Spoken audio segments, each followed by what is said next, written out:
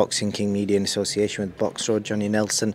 A huge night for Sky Boxer, rounding the year off in Bournemouth. Any particular fight that you're excited about on this card? I'd say Dan Aziz, and I'm looking forward to that one. Rocky Fielding.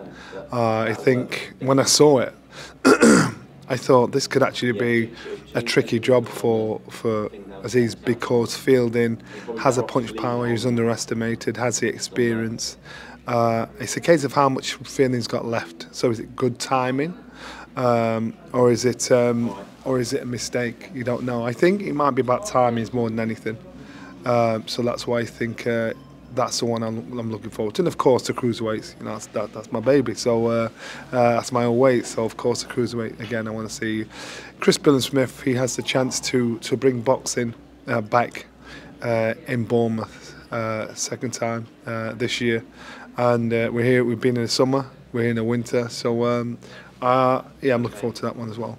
Do you think Chris is one of the more underrated fighters across all the divisions of the UK? Because he just gets in there, gets the job done, and people are always expecting close fights. But the wins he's had, he's won convincingly, and the loss that he's had was, some say, controversial.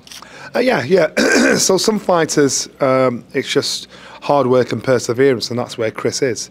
And the loss on his career against Riyadpour has probably inspired him more than anything else. And the thing is, in the boxing game, people think because you lose a fight, it's more or less the end of your career, or your career is going in the wrong direction. Sometimes the biggest lessons are learned in losses, and I think Chris he's a workman, so he wants to get on with it. He's fought tooth and nail to get boxing here in Bournemouth, to the point of actually moving promotional setup. So that shows his determination and seriousness of it as well. And just moving on to a few other topics, Chris Smith, stablemate Lawrence Okolie.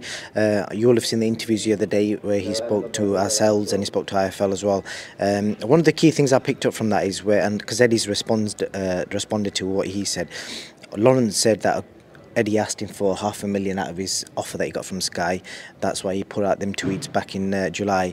But Eddie's come back and said he didn't do that. So who do you believe in that sort of situation? There's a lot of things that are being said, and I wonder if these things are being said directly to each other or through a third party.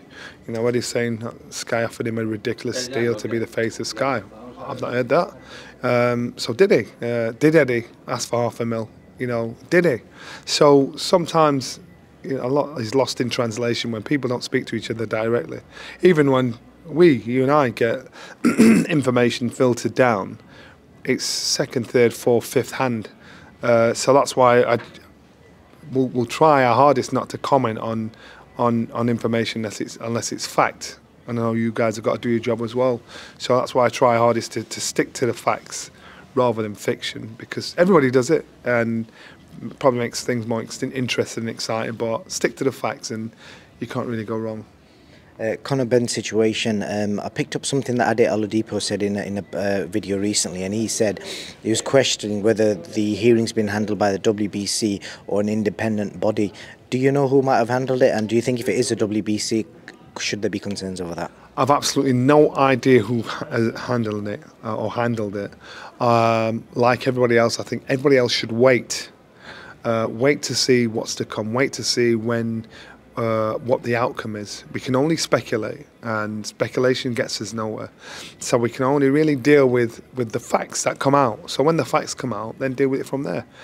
Maybe there's some amazing explanation for it, but you can only deal with facts. And I understand Conor's frustration in regards to how people's reactions.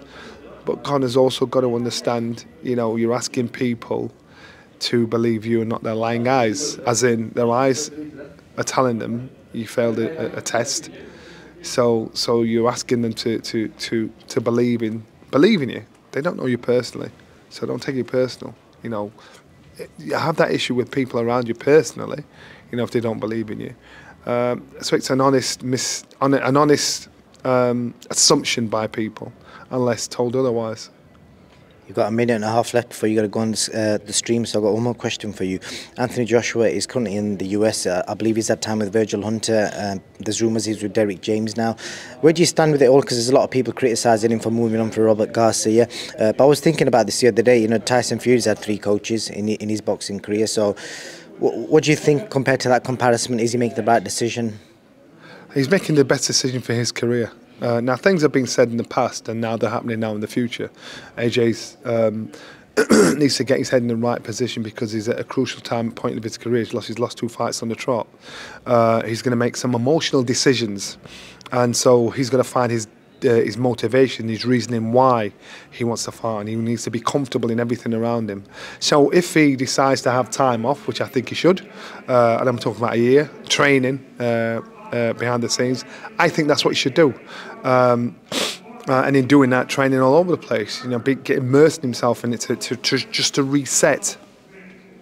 So if that's what he's doing, to me, that's what he should do, and then discuss it further on from there.